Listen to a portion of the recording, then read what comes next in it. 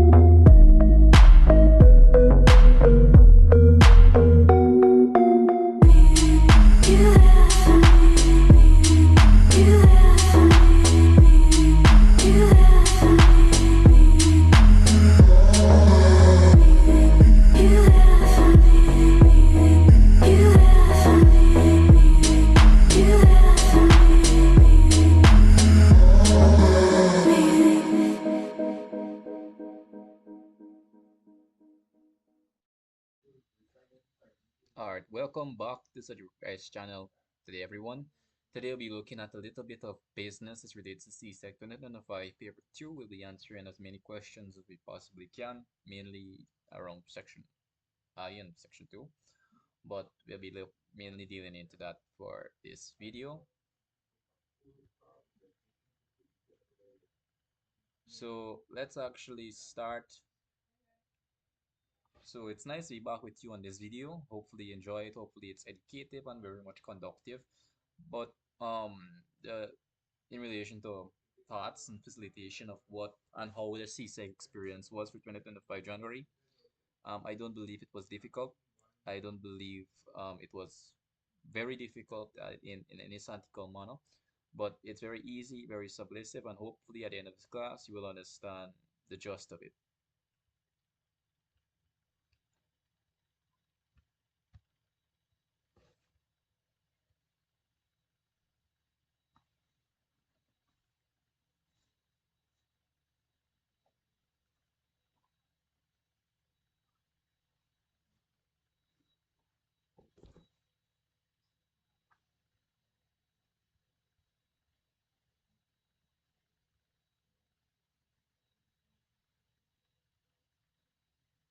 So let's actually go into the documentation now.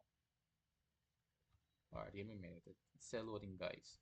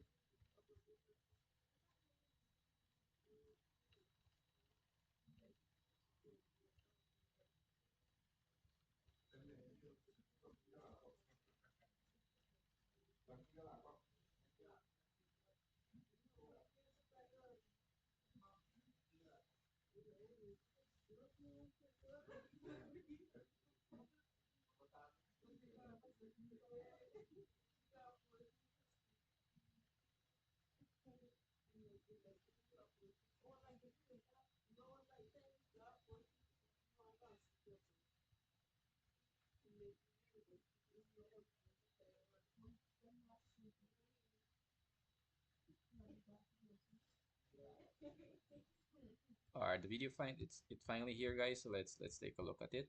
So this is the CSEC 2025 paper 2 for January.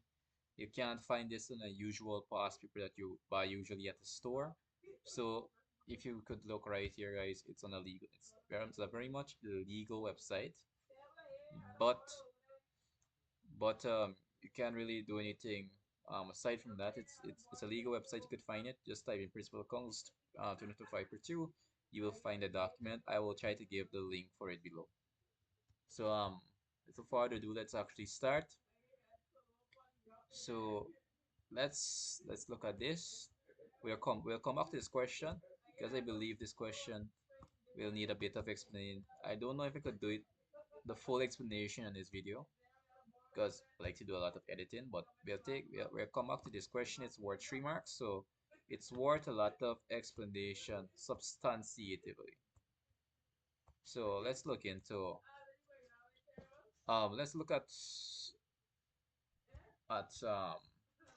BII. Let's take a look at BII right here. Don't know how this is so small. It's usually not this small, guys. So let's look at identify two potential sources of a conflicts that may occur between the manager and employees of Good Care Beauty Salon. I don't consider it in mark scheme, but I would suggest it's around 2 marks. It says identify two potential sources of conflicts that may occur between the manager and employees of a Good Care Beauty Salon. Or potential sources of conflict. And let's look at the term potential sources. If you look at the arbitration between conflicts between individuals within any business setting, it's usually for between mainly 2 reasons. First of all, it could be an inadequate facilitation of, or the environment is unscientifically bad.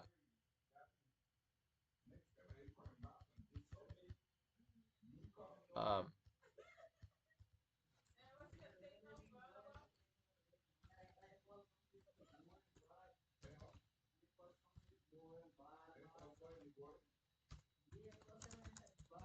so first of all, the atmosphere is not, or the let's just put the term the facilitation is bad and just take a stop right here. Facilitation is bad. So first of all, the facilitation in itself could be bad. So facilitation could be one, and the payment may be below.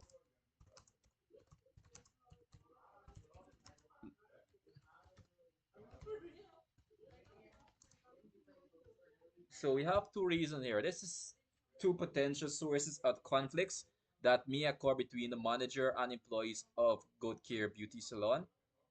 That's like one of the two major conflicts or the two major situation where conflicts may arise. Where in this case scenario, that's where conflicts may arise in any case scenario.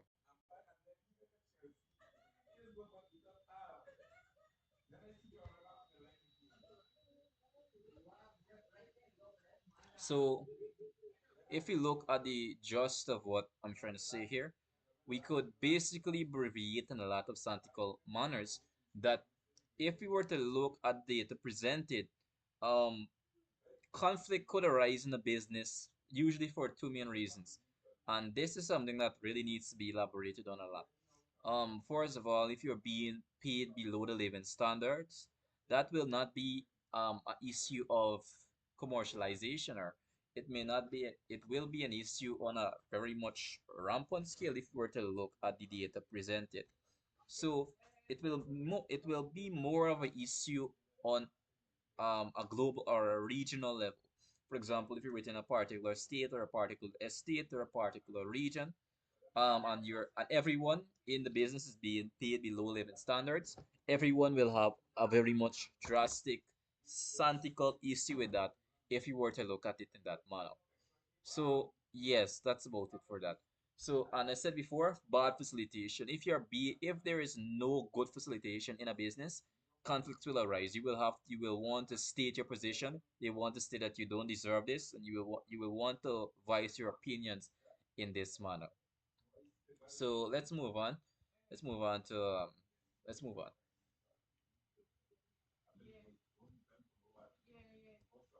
So the for question C, it says describe each of the following strategies used in the resolution of a conflict in an organization. Mediation. So it says describe each. So it says basically give a definitive definition of what mediation actually is. So let's look at what mediation actually is. Mediation is the act of stopping or coming or putting an end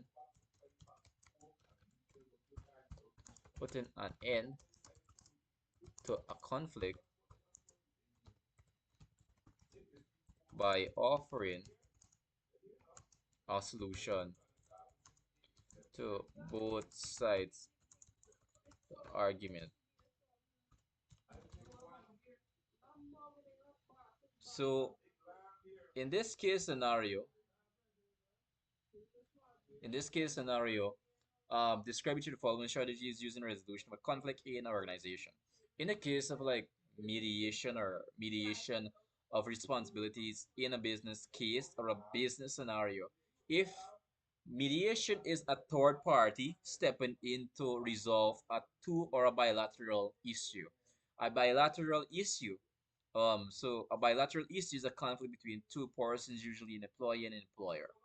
Usually the HR department, the human resource department, or the person responsible in that sector is usually be the mediation. They usually listen to both sides of the argument and they usually try to offer a clear cut resolution.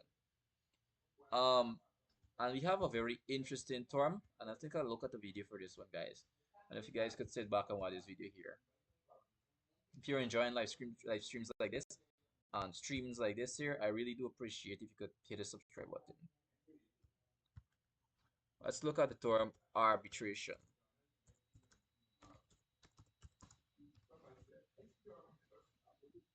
Let's look at term arbitration. Okay.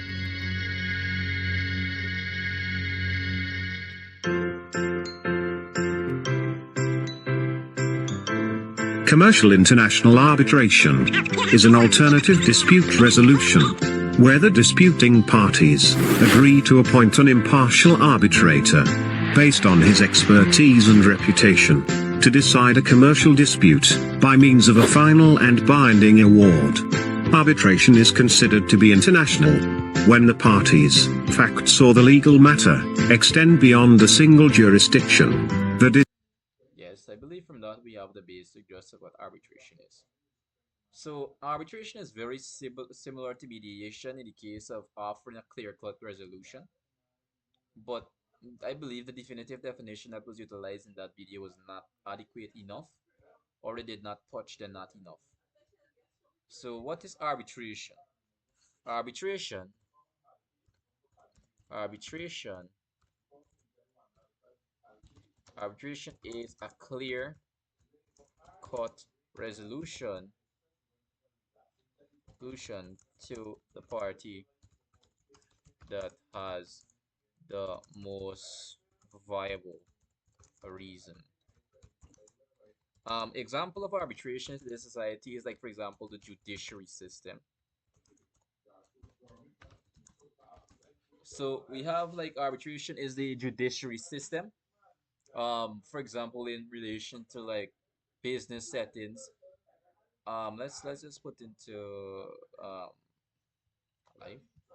I believe this will be adequate enough. So in relation to arbitration, that's responsibilities in the overall long run. Arbitration is like, for example, if you present an amount of statistical or the amount, if you are factual enough, or if you have, um, in the case of like you having an adequate amount of like,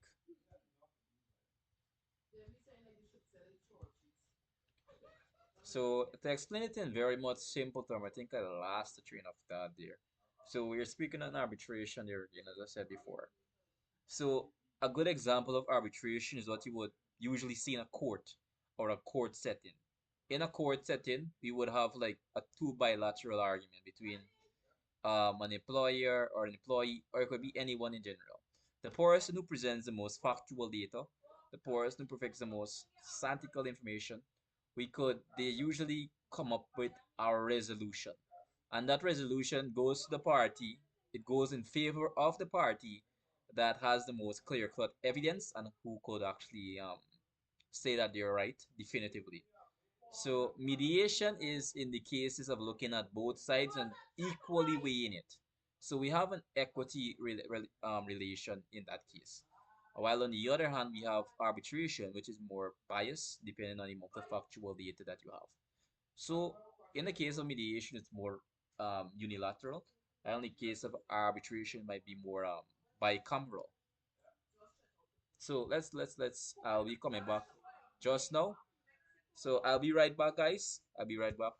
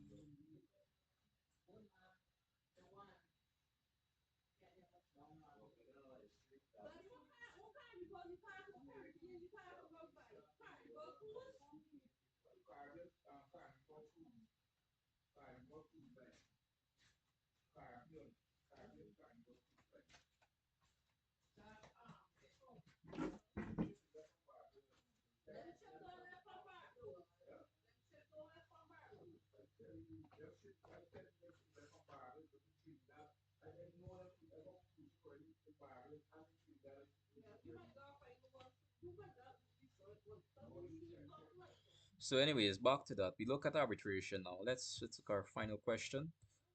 There's four characteristics of a good leader. So, first of all, is the democratic approach.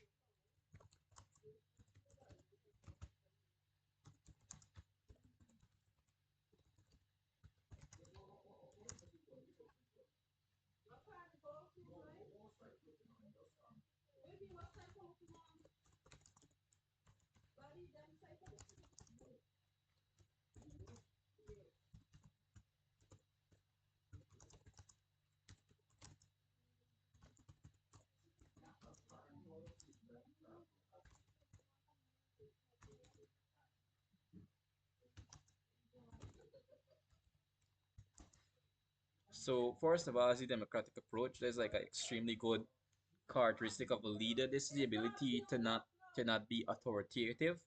It's the ability to actually listen to people when you're making major decisions for a business or for any situation, matter of fact.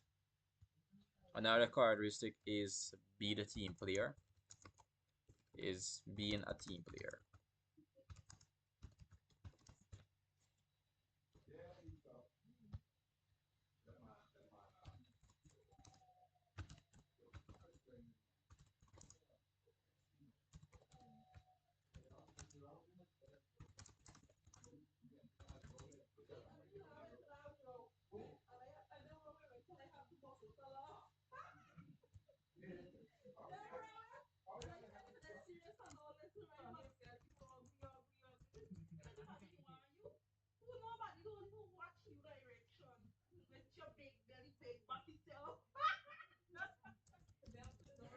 So first of all, so four characteristic of a good leader is the democratic approach, the ability to listen to your workers, colleagues, etc., and also being a team player.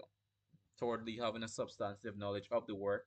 If you're a leader, you need to understand the work substantively, and then fourthly, we have a clear goal in mind in what are the initiative steps that you need to take in order to complete the goal. So it's not only about being a good leader, it's also about making plans and making minute steps in order to achieve that objective. And that's what makes anyone a good leader in any sense, in any statistical senses. So that's everything for this video, guys. See you on the later video. Subscribe, hit the notification bell, and check me out on Patreon.